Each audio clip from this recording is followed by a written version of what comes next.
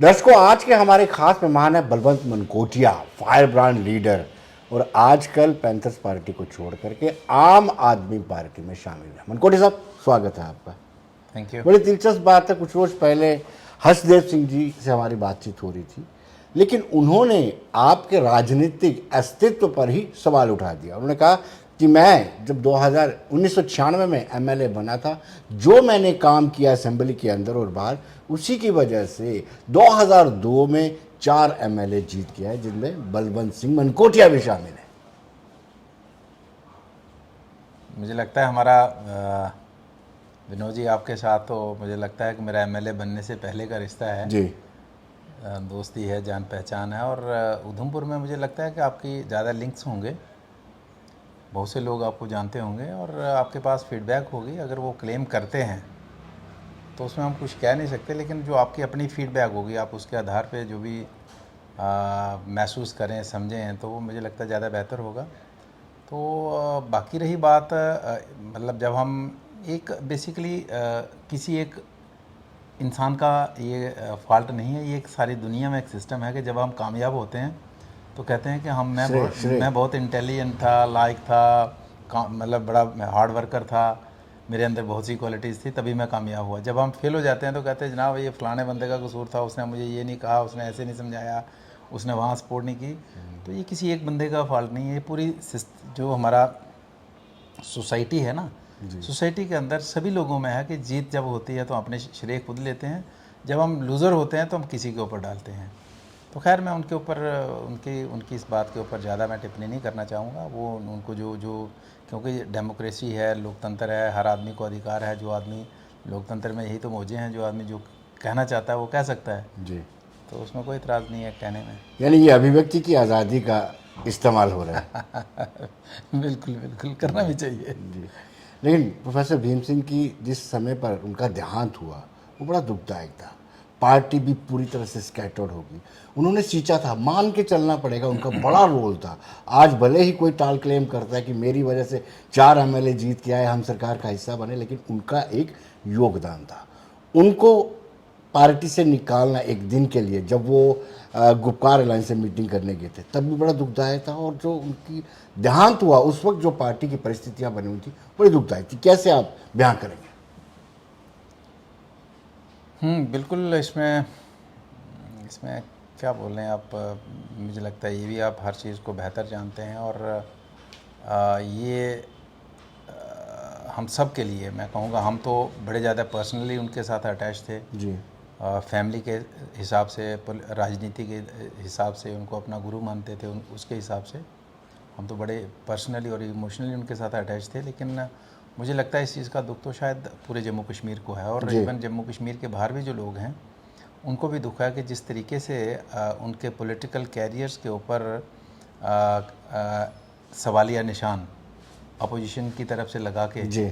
उनको राजनीतिक तौर पे उनको डिमोलिश करने की कोशिश की, उनको लेट डाउन करने की कोशिश की, उसके बावजूद उन्होंने सरवाइव किया। जी। और जिन चीज़ों को लेके उनके ऊपर सवालिया निशान, जो क्वेश्चन मार्क लगा, तो अंत में मुझे लगता है कि जिन्होंने लगाया भी होगा वो भी सोचते होंगे कि हमने ज़िंदगी में गुनाह किया है। जी। कि 1987 का चुनाव था, उसमें ये कहा गया कि भीम सिंह जी जानबूझ के अपना चुनाव हार गए, और कहीं सेटलमेंट हो गई अपोजिशन के जो जो जीते उनके साथ कोई म्यूचुअल अंडरस्टैंडिंग हो गई, बिहाइंड द कर्टन कोई सेटलमेंट हो गई, तो इसलिए वो खुद अपना चुनाव हारे। और लेकिन अगर वाकई ऐसा हुआ होता तो आज वो दवाई की एक मतलब दवाई के लिए मतलब मोहताज नहीं होना पड़ता जी। किसी बढ़िया हॉस्पिटल में जा सकते, उसके लिए मोहताज नहीं होना उनकी पड़ता मेडिकल था। कॉलेज तो में डेथ हुई। हाँ। तो मुझे लगता है जिन लोगों ने ये इस तरीके का उनका करियर को मतलब काफ़ी नुकसान पहुंचाया, और सिर्फ ये उनके ऊपर एलिगेशन लगा के कि उन्होंने अपनी ज़िंदगी में रिपीटेडली इस तरीके के एडजस्टमेंट्स की हैं जिसकी वजह से, तो ऐसा बिल्कुल नहीं था। वो स्ट्रेट फॉरवर्ड आदमी थे, आप खुद जानते हैं। लेकिन पॉलिटिकल आदमी, उनमें पॉलिटिक्स कम थी। एक स्टेट्समैन थे, एक मैं ये कहूँगा एक ह्यूमन बीइंग थे, एक बेहतर ह्यूमन बीइंग थे। तो उस लेवल पे उन्होंने काम किया। लेकिन उनका जो अंत हुआ है तो वाकई ये दुखदायक है हम सब के लिए, और इसके ऊपर भी क्या बोल सकते हैं। उनको शेर डुग्गर भी कभी कभी कहा जाता था, लेकिन अंतिम पड़ाव में परिवार से भी जो सपोर्ट मिलनी चाहिए थी, मनकोटिया साहब भी अलहदा हो गए, हर्षदेव में भी किनारा कर लिया, वो भी सपोर्ट नहीं मिल पाई। डेफिनेटली भाई, वो तो वो मतलब जो उन्होंने एक अपने हाथों से जिस सारी ज़िंदगी जिस पेड़ को लगाया और उनके सामने उस पेड़ की टहनियाँ, उसकी जड़ें, सब कुछ उनको तहस नहस होते देखना मुश्किल था उनके लिए। और ये अभी आप आम आदमी पार्टी का हिस्सा है, लेकिन थोड़ा पीछे ले चलता हूँ मैं आपको। क्या आपको नहीं लगता था कि panthers party Bharatiya Janata party का विकल्प बन सकती थी एक बार, जब कांग्रेस और बाकी दीगर जमातों से लोगों को नाराज़गी थी? देखिए, अगर पैंथर्स पार्टी पिछले 40 वर्षों से जम्मू कश्मीर में एक सक्रिय भूमिका पैंथर्स पार्टी ने निभाई है, लेकिन परिवारवाद से बाहर नहीं आ पाए। ये आप मानते जो हैं? रियलिटी है, ये उससे फैक्ट बाहर है। नहीं आ पाए, जिसकी वजह से। और हम कई बार अक्सर हम लोगों के ऊपर ये थोपते हैं कि लोगों ने हमें सपोर्ट नहीं किया। जी। तो लोगों ने सपोर्ट नहीं किया तो फिर सांबा में नहीं करना चाहिए था, उधमपुर में भी नहीं करना चाहिए था, चनैनी में चलो भीम सिंह जी का अपना पहली बार वहाँ से जीत के आए, जी, जी। रामनगर में नहीं करना चाहिए था। फिर लोगों ने अगर सपोर्ट किया तो जहाँ आपने इफ़ेक्टिवली काम किया, जहाँ आपने पूरे केंद्रित अपने मन को केंद्रित करके काम किया, डेडिकेशन से काम किया, वहाँ लोगों ने आपको रिज़ल्ट दिए। जी। जहाँ नहीं किया तो वहाँ रिज़ल्ट कैसे मिल सकते हैं? और जब इलेक्शन आती है तो बेसिकली क्या था, इलेक्शन के समय तो जो 2-4 लोग थे, हम अपनी विधानसभा क्षेत्र में महदूद हो जाते थे। राइट। और दूसरे एरियाज़ में जो लोग जिनको झंडा नहीं हम प्रोवाइड कर सकते थे, पोस्टर नहीं प्रोवाइड कर सकते थे, उनको रैलीज़ में हम कोई भी लीडर नहीं जा पाता था, तो नेचुरली फिर उनको लगता था कि हमें जस्ट एक मतलब इलेक्शन कंटेस्ट करने के लिए जस्ट हमें चुना गया है, ना सपोर्ट पार्टी की तरफ से नहीं होती थी। जी।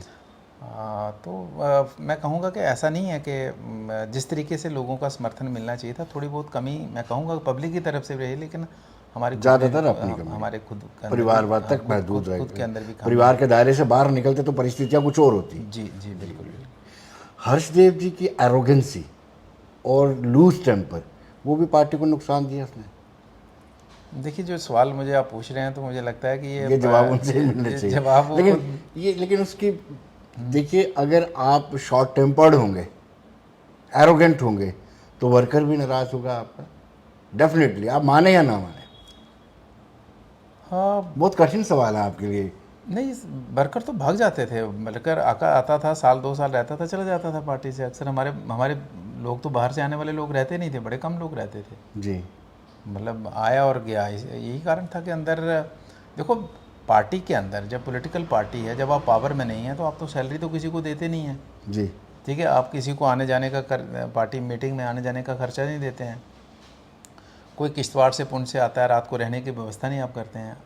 अगर वो कुछ भी नहीं करते और उसके बावजूद भी अगर उनको खरी खोटी सुनाएंगे तो वो क्यों आएगा आपके पास? कम से कम प्यार से तो उसके साथ बात की जा सकती है ना, उसको मतलब अच्छे तरीके से उसको डील किया जा सकता है। और जब नहीं अच्छे तरीके से डील होगा तो वो आपके साथ क्यों चलेगा? जी।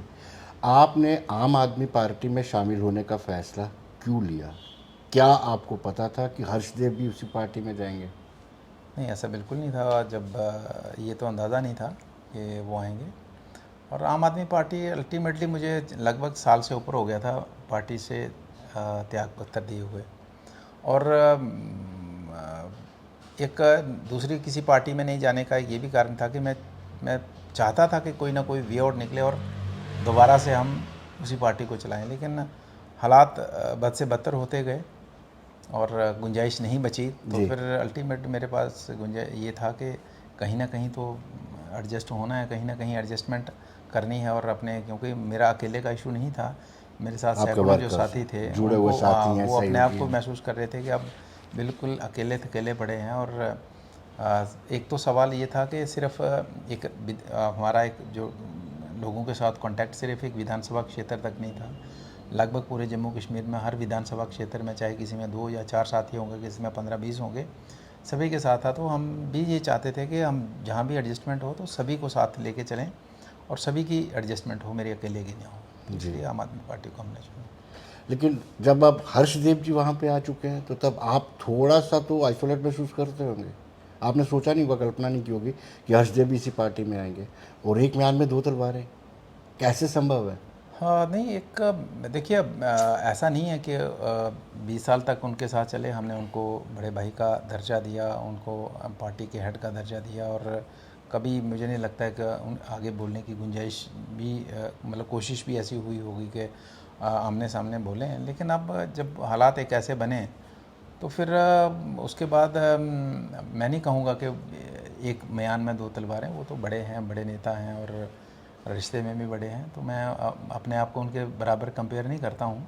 ये आपका बड़ापन है। मैं हर तरह से उनसे छोटा हूँ, लेकिन आइडियालॉजिकली हालात ऐसे एक वक्त आ गया कि लगा कि विचारधारा इकट्ठी नहीं रह सकती है, रिश्ता इकट्ठा रह सकता है, लेकिन जो विचार है, सोचने का अंदाज़ है, काम करने का तरीका है, वो अलग अलग है और अलग अलग ज़्यादा होता गया, तो इसलिए हमने अलग होने का फ़ैसला लिया। अब वो भी आए हैं तो आप क्या कह सकते हैं। एक ऐसा कारण है जिसने आपको इतना मजबूर कर दिया कि अपनी पार्टी को आपको छोड़ना पड़ा, वो क्या कारण था? देखिए, अब बहुत सैचुरेशन पॉइंट होता है जब ऊपर तक पानी आ जाता है। देखिए, अब वो बहुत पुरानी बात हो चुकी है, अब मुझे नहीं लगता है कि उस बात को दोबारा, क्योंकि अब आज जो शख्सियत जिनकी वजह से पार्टी थी, जिनकी वजह से हम साथ में थे, तो वो शख्सियत भी इस दुनिया में आज नहीं है। जी, तो मुझे नहीं लगता अब उसके ऊपर ज़्यादा हमें कोई बोलने की आपकी गुंजाइश तरफ से कोई प्रयास किया गया था कि इस पे दोबारा जो डिरेल हो चुकी है पार्टी, उसको दोबारा पटरी पर लाया जाए? प्रयास किया गया आपकी तरफ से? देखिए, हमारा जैसे पार्टी में कुछ कंट्रीब्यूशंस का सिलसिला था कि आप पार्टी के लिए कंट्रीब्यूट करें, तो मैं लगभग, अगर फरवरी में पार्टी छोड़ी तो मुझे लगता है नवंबर दिसंबर में भी पार्टी जो है बैंक अकाउंट में हमारी कंट्रीब्यूशन कंटिन्यू रही है, वो ऑन रिकॉर्ड है। जी, वो ऑन रिकॉर्ड तो इसका मतलब था कि मेरे माइंड में कहीं ना कहीं था कि पार्टी को सर्वाइव कोई करना किसी है, तरीके से, मजबूत करना है। ठीक है, अगर आप घर से नाराज़ होकर अपने मतलब फैमिली से ही नाराज़ होकर बाहर निकल जाते हो, तो आप 2 मिनट में वापस आ जाते हो, तो फिर तो आपके लोग कहते हैं यार ये कोई ड्रामा कर रहा है। जी, ठीक है ना। तो फिर एक तरीकाकार है कि आप वापस भी आना चाहें तो कोई तरीकाकार, तो पॉलिटिकली तो लोग, अगर आप मतलब आपको 20,000 25,000 50,000 लोग वोट देते हैं, तो ऐसा नहीं है कि आप हर आदमी को जानते हैं और हर आदमी का काम करवाया है। लोग भरोसे पे, विश्वास पे, आपके ऊपर भरोसा करते हैं, विश्वास करते हैं, तो वोट देते हैं। जी, तो ये भरोसा जब लोगों के ऊपर से लोगों को आपके ऊपर से उठ गया, तो लोग आपको रिजेक्ट कर देते हैं। जी, तो भरोसे की बात है कि अगर बाई दी वे सिचुएशन आ भी गई, आप चले भी गए, तो आने का भी कोई तरीकाकार ही हो। अब कल आज गया और कल आ जाता, तो कहते यार आप बेवकूफ़ बनाते हो सभी को। तो हम ये सोचते थे कि ठीक है, हो गई नाराज़गी, हो गया मिसअंडरस्टैंडिंग, लेकिन फिर भी कोशिश करें कि ये एक पार्टी है जो जम्मू की पार्टी है, जम्मू के लिए बनाई है, प्रोफेसर साहब ने अपनी कुर्बानी देकर बनाई है, तो उसको किसी तरीके से रिवाइव किया जा सके, लेकिन सिचुएशन नहीं बन पाई। आप यानी पास देना चाहते थे, उनको एक मौका देना चाहते थे कि अभी भी आप जो गलतियां कर रहे हैं सुधार कर लीजिए, वापसी की गुंजाइश है। नहीं, वापसी की आपने हिंट दिया था वापसी की गुंजाइश का। नहीं, रिपीटेडली मैंने जब भी जिन लोगों से भी बात होती थी, तो मैं सभी को ये कहता था कि जो भी लोग जो एक मीडिएटर का रोल प्ले करते थे, मैं उनको ये कहता था कि जो एक 2-4 कंडीशंस थी नॉर्मल, बड़े लेवल की नहीं थी, कि बड़ी हार्ड फास्ट नहीं थी। मैंने कहा वहाँ ज़्यादा इंटरफेरेंस नहीं होनी चाहिए, अदरवाइज़ बाकी आने वाले समय में सेटल हो जाएगा सारा। जी, लेकिन वह जहाँ मैं रोकता था वहीं पे पिन पॉइंट होता था काम, जी, वहीं पे टारगेट रहता था, क्या करें। जी। लेकिन भाजपा के लोग आपके संपर्क में थे, इतने बड़े पार्टी को छोड़ करके आपने केजरीवाल का दामन थामा। ये तो बात मानते हैं कि भाजपा के लोग आपके संपर्क में थे, जी बिल्कुल थे, अभी भी हैं। जी बिल्कुल थे। और मैं आपको बताऊं कि मतलब ऑलमोस्ट उसमें बाकी तो चलो कुछ और भी इश्यूज रहते हैं, लेकिन मैं आपको दिल की बात बताऊं कि उनका जब इंटरनल मैंने उनसे कुछ उनके लोग थे जहां पे जिनका रोल रहता था इलेक्शन में टिकट्स देने का, तो वहाँ जब मैंने अपने आप को सेटिस्फाई कर लिया कि मुझे इलेक्शन कंटेस्ट ये कहाँ से करवाना चाहते हैं, तो उस जगह से करवाना चाहते थे जहाँ हमारा फैमिली का डिस्प्यूट और बढ़ सकता था। तो इसलिए मैंने रियलिटी पहला एक और भी कारण थे, लेकिन एक कारण ये भी था कि हम अपनी फैमिली को बिल्कुल आमने सामने खड़ा नहीं करना चाहते थे, तो ये भी एक कारण था कि मैं वहाँ नहीं गया। जी, लेकिन दूसरा बड़ा कारण ये भी भारतीय जनता पार्टी के लोग अभी भी मानते हैं कि आप अगर आ जाएं तो उनकी उधमपुर की ऑलमोस्ट सभी सीटें क्लियर हो जाती हैं। देखिए ईस्ट और ऐसा मानते हैं उधमपुर जो विधानसभा क्षेत्र था वो 3 हिस्सों में बट गया, एक ईस्ट में, एक वेस्ट में और कुछ श्रेणी में चले गया, 10 पंचायतें। जी। तो अगर मैं नहीं कहता कि मैं कोई बड़ा दिग्गज नेता नहीं, हूँ, वो लेकिन मानते हैं जो ऑफ द रिकॉर्ड जो उनसे बातचीत होती है हमारी। तो चूँकि हम मतलब पूरी स्टेट के साथ साथ हम पूरी स्टेट में काम करते थे, लेकिन बेस अपना उधमपुर रखा था। तो और उधमपुर में अगर आप जैसे जो एरियाज़ मेरे साथ नहीं भी थे वहाँ पे जाएंगे तो मुझे लगता है जो मेरा एरिया था वहाँ से ज़्यादा रिस्पेक्ट लोग करते हैं। क्यों कि जब उनको पता था कि इसको हम वोट नहीं कर सकते, इसको एमएलए का वोट डाल नहीं सकते, हमारे एरिया से खड़ा नहीं होता है, उसके बावजूद हमारे लिए काम करता है, तो वहाँ ज़्यादा रिस्पेक्ट हमें ज़्यादा रिस्पेक्ट मिलती है। मसलन मैं आपको बताऊँ कि जैसे 2014 में सद्दल के अंदर एक त्रासदी आई और जहाँ 40 लोग जिंदा ज़मीन में दफन हो गए और उसमें से 2 डेड बॉडीज़ आज भी नहीं मिल पाई। तो सद्दल गांव जो है ये डिस्ट्रिक्ट उधमपुर का ही हिस्सा है, लेकिन विधानसभा रियासी में आता था, रियासी में, आज ये उधमपुर वेस्ट में आ गया है जी। तो तब मैं उधमपुर का एमएलए था और करीब हमारी इलेक्शन भी असेंबली का इलेक्शन भी 2-3 महीने बाद था। हमने 9 दिन के लिए अनशन उन लोगों के लिए किया और ईमानदारी से, मतलब सड़क के ऊपर धरना किया हमने, अनशन पे बैठ गए और 9 दिन हम उसी सड़क पे रहे, घर में भी नहीं रात को जाते थे, पूरा अनशन और ईमानदारी के साथ जी। तो अब उन लोगों को लगता है यार ये उधमपुर का एमएलए, हमारे से कोई लेना देना नहीं, हम इसको वोट नहीं कर सकते, उसके बावजूद 9 दिन के लिए ये हमारे लिए अनशन कर रहा है। तो अगर हमारा एमएलए होता तो शायद और ज़्यादा हमारे लिए स्ट्रगल करता। तो इस तरीके से हमने लोगों के साथ कंधे से कंधा मिला के चले हैं तो लोग भरोसा करते हैं। मनकोटिया जी, क्या ये जो मुफ्त वाली रेवड़ियाँ बांटने का सिलसिला आम आदमी पार्टी के, हर जगह कहते हैं कि मुफ्त बिजली, क्या ये पॉसिबल है और कैसे संभव है? आप अपनी इकोनॉमी को फिर धराशायी करना चाहेंगे? देखिए, जब ये आप तो बड़े सीनियर जर्नलिस्ट हैं, लेकिन अक्सर जर्नलिस्ट की तरफ से ये सवाल आता है कि आम आदमी पार्टी मुफ्त में बांट रही है, लेकिन जब आप इसको थोड़ा सा खुले तरीके से देखेंगे तो किसान के खाते में 2000 आता है, तो सिर्फ उसमें नाम मुफ्त का नहीं रखा है, लेकिन किसान के खाते में 2000 रुपये आता है। राशन अगर देखे जाएँ तो किस चीज़ का आता है जी। अगर राशन फ्री का मिलता है तो वो काउंट नहीं किया जाता है। अगर आपको बाकी और सरकार की तरफ से, दूसरी तरफ से सरकार की तरफ से कोई चीज़ फ्री में मिलती है तो उसको फ्री में काउंट नहीं किया जाता, और ये पर्टिकुलर आम आदमी पार्टी फ्री वर्ड यूज़ करती है। तो इसमें रिपीटेडली आपने पार्टी के सीनियर लीडर्स से भी सुना होगा कि अगर ये तो सरकार के पास जो खजाने में पैसा आता है, तो ऐसा तो नहीं है कि सरकार ने कोई पेड़ लगाया और सरकारी पेड़ हिलाया और पैसा गिर गया, तो टैक्स है, टैक्स कलेक्शन आप भी देते हैं, मैं भी देता हूँ, सारी दुनिया देती है, और टैक्स का पैसा आपको रिटर्न दूसरे तरीके से आता है, बिजली का किराया मुफ्त करके आ जाता है, आपके वापस आता है। तो मुझे लगता है कोई बुरी बात नहीं है जी। और फिर टैक्स पे टैक्स, और हालात ये है कि और हम नहीं चाहते, हम भी चाहते हैं कि ऐसा नहीं होना चाहिए, लेकिन पहले तो लोगों को उस लेवल पे लाएं तो सही जी। अब लोगों का रोजी रोटी का जुगाड़ ही नहीं है, उनके पास सोर्स ऑफ इनकम ज़ीरो है जी। अब मैं भी चाहता हूं कि एक समय आए देश के हर व्यक्ति का सोर्स ऑफ इनकम बढ़िया हो, तो उसको किसी भी चीज़ का, आज हॉस्पिटल के अंदर कोई मुफ्त दवाई नहीं मिलनी चाहिए, जैसे स्कूल में एजुकेशन मतलब उसको फ़ी दे के मिलनी चाहिए, मैं भी कहता हूँ, लेकिन तब तक तो उसको इतना समृद्ध तो बनाएं उस फैमिली को तो वो दे पाए। अब देने के काबिल ही नहीं है, बच्चों की स्कूल फीस देने के काबिल नहीं है, हॉस्पिटल में दवाई का पैसा देने के काबिल नहीं है, बिजली का बिल देने के काबिल नहीं है, तो क्या करेंगे आप? लेकिन दिल्ली और पंजाब और जम्मू कश्मीर में राजनीतिक परिस्थितियों में अंतर तो है, ये मानते हैं आप? जम्मू कश्मीर में भावनात्मक राजनीति होती है, टनल के उस पार दूसरी होगी, टनल के उस पार, क्या वो आपके लिए दिक्कत का सबब बनेगी आम आदमी पार्टी के लिए? देखिए, उस भावनात्मक जो इमोशनल पॉलिटिक्स है जी, उससे लोगों को बाहर लाना होगा। इसके लिए हम काम कर रहे हैं। कश्मीरी पॉलिटिकल पार्टीज लाने देंगे बाहर? वो आज भी 370 की वापसी को बेच रहे हैं। हाँ, देखिए, वो अपना कोशिश करेंगे कि दोबारा पिछले 70 वर्षों से जिस तरीके से कश्मीर के लोगों को इमोशनली ब्लैकमेल किया है तो दोबारा से किया जा सके, लेकिन अब पढ़ी लिखी पीढ़ी है, लोग मतलब समझदार हैं, लोग आज दुनिया के हर कोने में अपने मोबाइल से चेक करते हैं कि वहाँ की सड़कें कैसी हैं, वहाँ की पानी की व्यवस्था कैसी है, बिजली की है, वहाँ के रोज़गार की है, वहाँ की इंफ्रास्ट्रक्चर कैसा है, और वो आज आदमी घर बैठे देखता है। एक समय था कि किसी को पता ही नहीं था कि मेरी जो डिस्ट्रिक्ट है इसके बाहर क्या हो रहा है, लेकिन आज दुनिया के हर कोने में घर बैठे इंसान देखता है। इसलिए हमारा युवा जो है ये बड़ा जागरूक है, अवेयर्ड है, और मुझे लगता है कि उसकी अवेयरनेस जो है ये डेफिनेटली एक प्रॉपर सिस्टम को एक सही डायरेक्शन में ले जाएगी। लेकिन सियासत वोट की राजनीति है, ये आप मान के चलते हैं। और जो आम आदमी पार्टी इस वक्त कर रही है वो इसी तरीके से कर रही है कि कश्मीर में कुछ और स्लोगन होगा, जम्मू में कुछ और स्लोगन होगा, क्योंकि कश्मीर का प्रभारी किसी और को बनाया गया है और जम्मू का प्रभारी किसी और को बनाया गया है। तो मुझे लगता है कि 370 और 35A को लेकर के आप जरूर पशोपेश में पड़ जाओगे। कोई सवाल पूछेगा कि 370 की वापसी होनी चाहिए तो आप दिक्कत में आ जाएंगे, क्योंकि कश्मीर में आपके नेता कहेंगे कि हाँ कोशिश करेंगे। देखिए